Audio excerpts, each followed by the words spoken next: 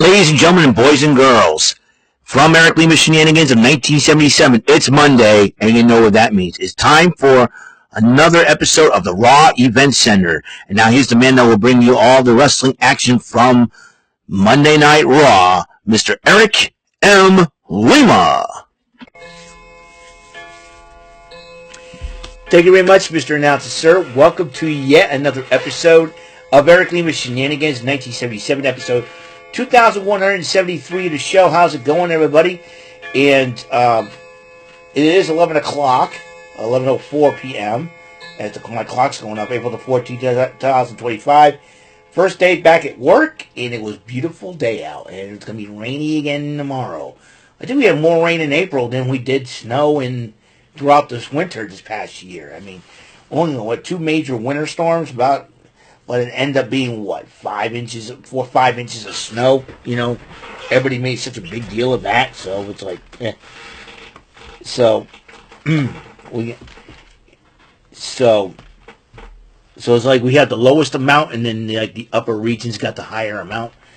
So anyways, Gunther, not in a good mood, was kicking out Monday Night Raw, and then calls Michael Cole into the ring. Michael Cole asked him a few questions about what happened last week with Jimmy Uso and all. And it got to the point where, Gunther's kind of snapped, tells Michael Cole, get out of here, screw your questions, screw everybody, screw this, screw Jey Uso, and vows to beat Jey Uso and retain the title at WrestleMania. That's a big, huge deal. And then again, Bianca Belair, each of the ladies in the Triple Threat Women's World Title match address each other. First, Bianca Belair addresses Io Sky and Rhea Ripley, says that she proves that she's still the best at what she does inside that square circle. And speaking of the ladies in action, Bayley going one-on-one with Liv Morgan, one half of the women's tag team champions. Raquel Rodriguez trying to get involved, but Lyra Valkyria, the women's Intercontinental champion, got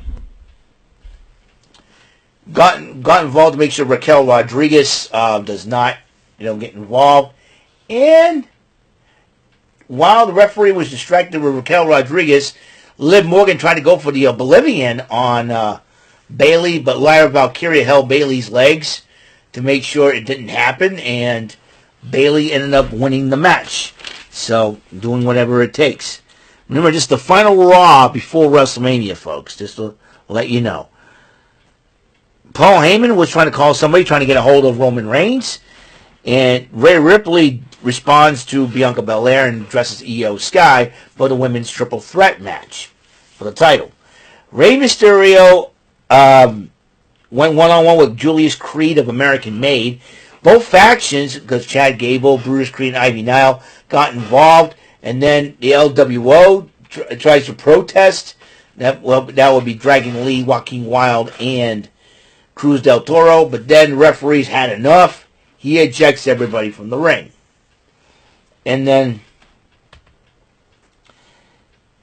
El Grande Americano ended up getting involved, coming back. We all know that's freaking Chad Gable. Are you freaking kidding me about this crap? I mean, you seriously? You people out there, oh, that's not Chad Gable. It is Chad Gable. You can't pull one over on me. Come on.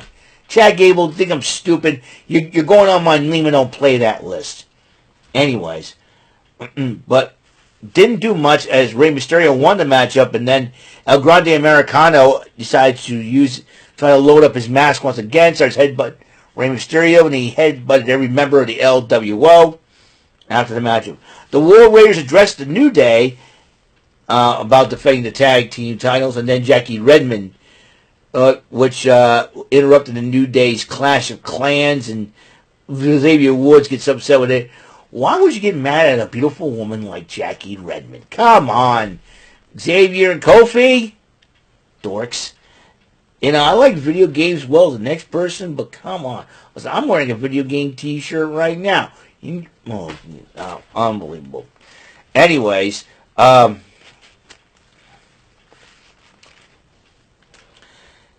then the New Day claims they're going to prove that they are the best tag team in the century in this industry by capturing the World Tag Team titles from the War Raiders. We'll see if that goes down. AJ Styles one-on-one with Karrion Kross, who is accompanied by his lovely wife Scarlett in ringside. And AJ Styles ended up winning the matchup, and Logan Paul comes out to address Styles after the match. He does a little video footage of how great Logan Paul is. AJ Styles not buying it. He said, I'm getting the ring and prove it. And then Karrion Kross tries to attack Styles. Styles fights him off. And then Logan Paul, he tried to fight Logan Paul, but Logan Paul got the upper hand. He hit Styles with the pulverizer, his finishing maneuver. And so, I don't know what Karrion Kross has in mind. I don't know. One thing for sure. Jey Uso comes out. We did the yeet thing. He does the high fives with Michael Cole and Pat McAfee while they were yeeting. And addresses Gunther, saying that he'll beat Gunther for the World Heavyweight title in front of the crowd. Penta went, Kathy Kelly interviewed the Intercontinental Champ Braun Breaker, talking about his Fatal 4-Way match at WrestleMania. And then the Judgment Day attacked him.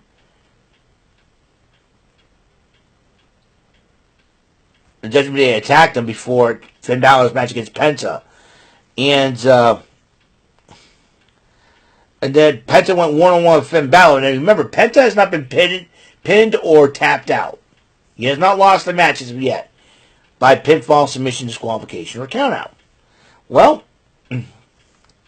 Carlito gets involved during the matchup, and then Braun Breaker comes out to go after the Judgment Day, and he sees, and then Carlito runs into the ring. He sees Finn Balor. He knocks Finn Balor, giving Penta his first loss by a disqualification. But he still has not been pinned, or he has not submitted. He has not tapped out. That's more important than losing a match by DQ. And then Dom comes in and attacks Braun Breaker again.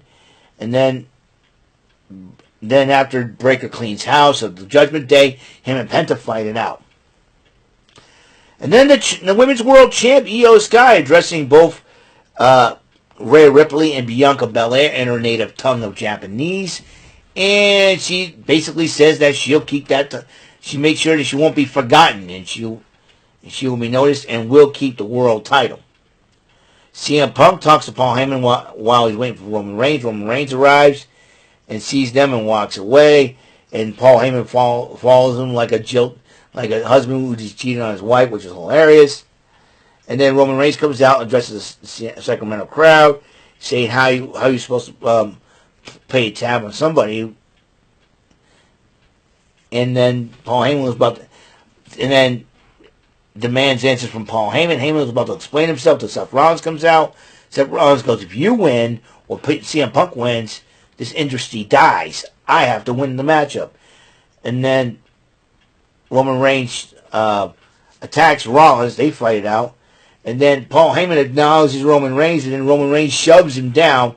CM Punk comes out, brawls with Reigns. He checks up on Paul Heyman. And then Roman Reigns spears Punk and beats up on Punk. And then Seth Rollins comes behind Roman Reigns with a steel chair, reminiscent of the chair shot that broke up the Shield, knocks down Reigns. And then Seth Rollins decides to curb stomp both Punk and Reigns, and then stares down Paul Heyman. What is the issue here? Is Seth Rollins and Paul Heyman actually in the league? We don't know. All we know is that is the final Raw before WrestleMania. Now, Anthony Hardy, Captain's World 1986. I want to give you a shout out for bringing the big news. As you know, Jeff Cobb is signed with the WWE. His last matchup will be April 19th against Hiroshi Tanahashi in New Japan. He will, if he goes to the WWE, which brand will he start on? Will he start on Raw? Can he join up with American Made? Or, I could see him with American Made. Or will he start on NXT, be the new threat to Obafemi? Or it could be a new threat to North American title, whoever holds it after Stand and Deliver. This was a huge deal. I personally do believe, and that is something that it's going to be a lot of fun just to watch WrestleMania. Can't wait. And you got night 1 and night 2, and hopefully on a separate episode. And when I get to, I am going to make my picks and predictions, and probably do that on a Friday night when because I have Saturdays off, so it's a good thing. So we'll see what happens there. So, yep, come back to work. It was a beautiful 65-degree day. It was great, but now it's going to rain again tomorrow. Not looking forward to that. But however, we are, the Carvel and Cinnabon almost done up already. Nothing much has changed, so we shall see what happens. So that's it for episode 2173 of Eric Lima Shenanigans 1977, the final Raw before WrestleMania. Tomorrow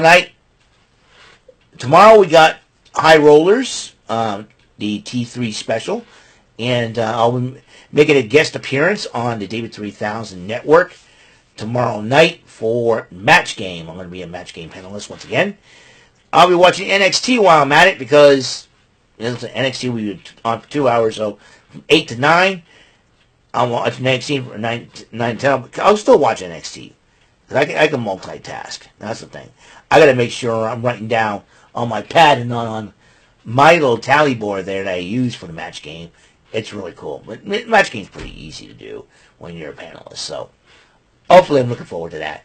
And it's going to be an Easter special. I think it'll air this Sunday. And I warned David I will not be available for this Sunday because of the fact that I got to live react to WrestleMania Night 2. We'll see what happens. So, looking forward to it. Let's have some fun.